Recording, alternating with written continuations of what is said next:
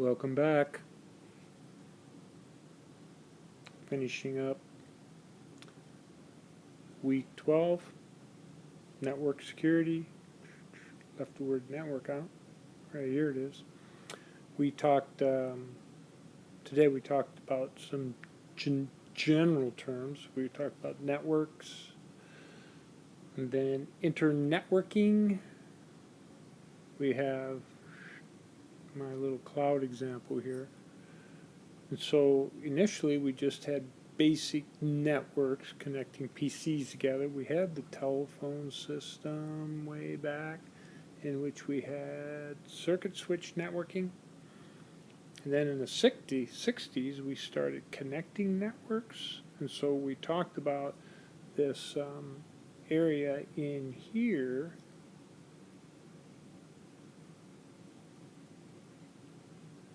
This ability to do internetworking.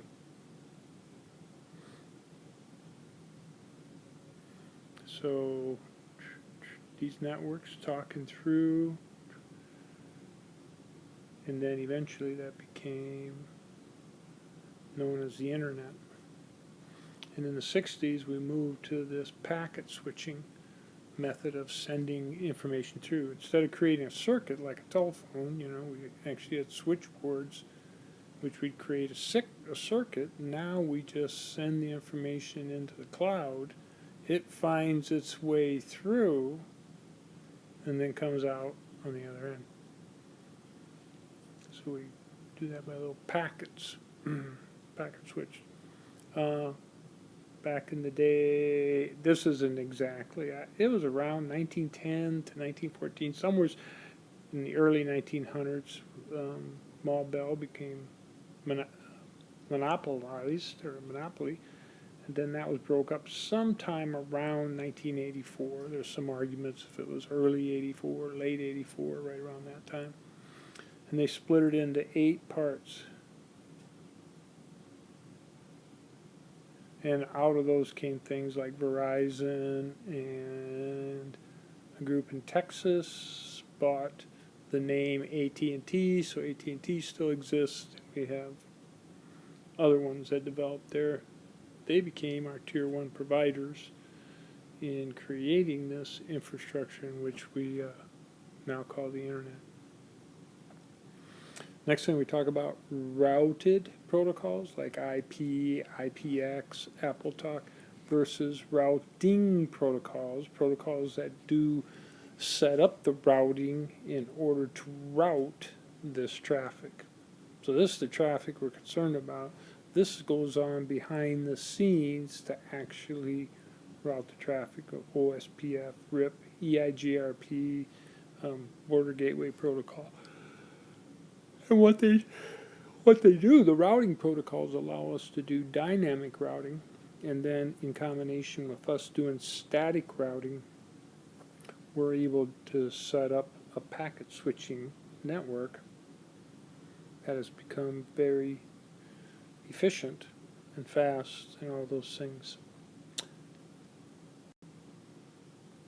Took a little break, we came back, talked about topologies.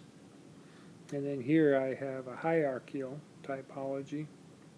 We have this layer down here, this access layer, where we have all kinds of devices access the network, and then we have in this hierarchical design, we have a distributed layer in which the information can be distributed. Kind of think about east and west. And then we have the core layer,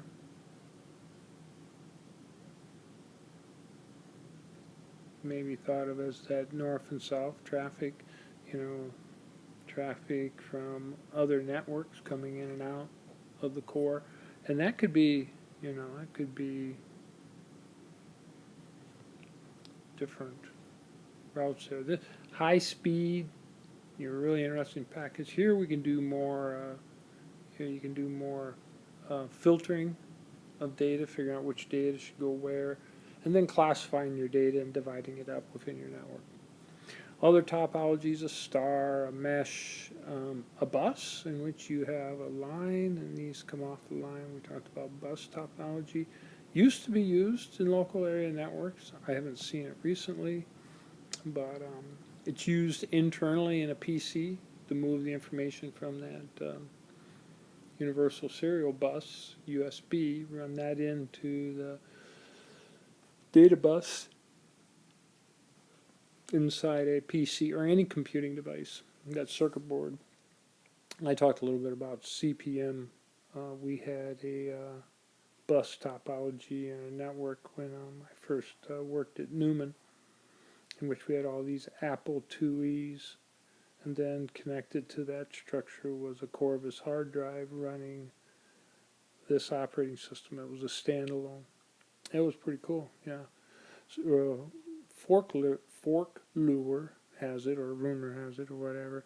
The writer, the designer of this, was asked to convert this operating system into something that IBM could use on their first PCs. Supposedly it was a nice day. He missed the meeting because he's out flying. They called Bill Gates. Bill Gates, in, I don't know, it was 30 days or something, developed DOS. He actually got it from another firm in Seattle. Got the rights to it, and the rest is history. We went from DOS disk operating system to Windows 10. So that was Microsoft, one of their, not their first, but one of their major projects. We talked about wide area networks, so wireless LANs, personal area networks, metropolitan, and so forth. All these different sort of networks and topologies. We also talked about a little bit about protocols, and I had mentioned, we talked about the OSI layers, physical and so forth, and where protocols fit in. And we didn't go through and label them all, but I mentioned DNS, how important DNS is. I mentioned the fully qualified domain name and root DNS servers, and how complex that can become. But doing a little extra research on DNS, we haven't covered a lot of specifics from there, would be good for the students. And then understanding what protocols fit into where in our layers. And we also mentioned too, TCP/IP application layer, transport's the same, network is now the internet, and layers 1 and 2, physical and data link, are network access.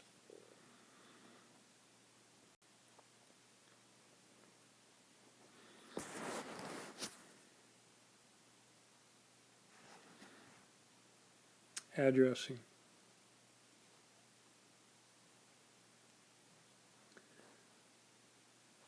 We didn't spend too much time here. IP4, IP6. We talked a little bit about how the IP6 address is broken down.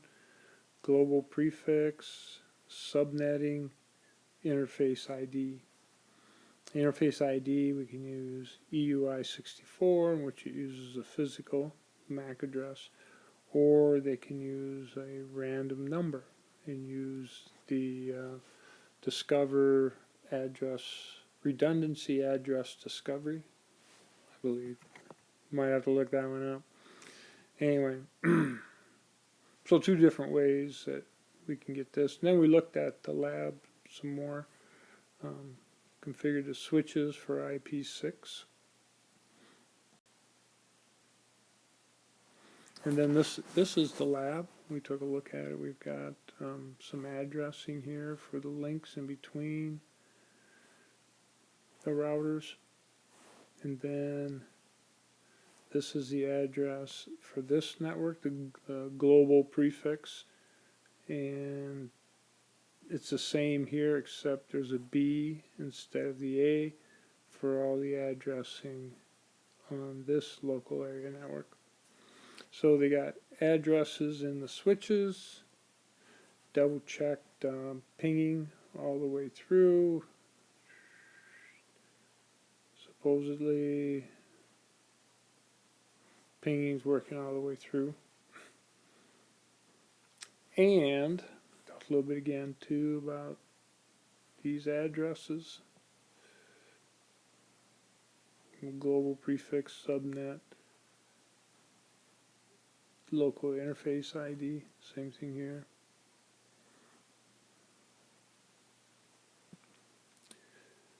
And that's it.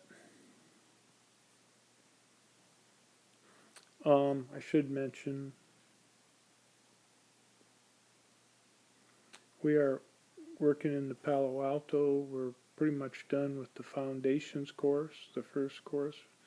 The second course, we got a good start on the gateway course.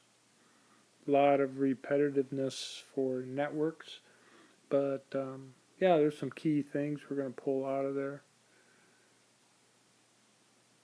And then we would like to finish this up next week, or maybe a little sooner and get started on the third course, Essentials.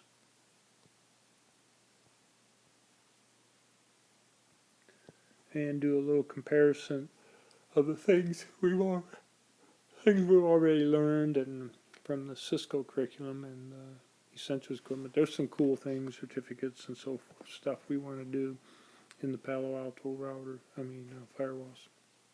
That's it.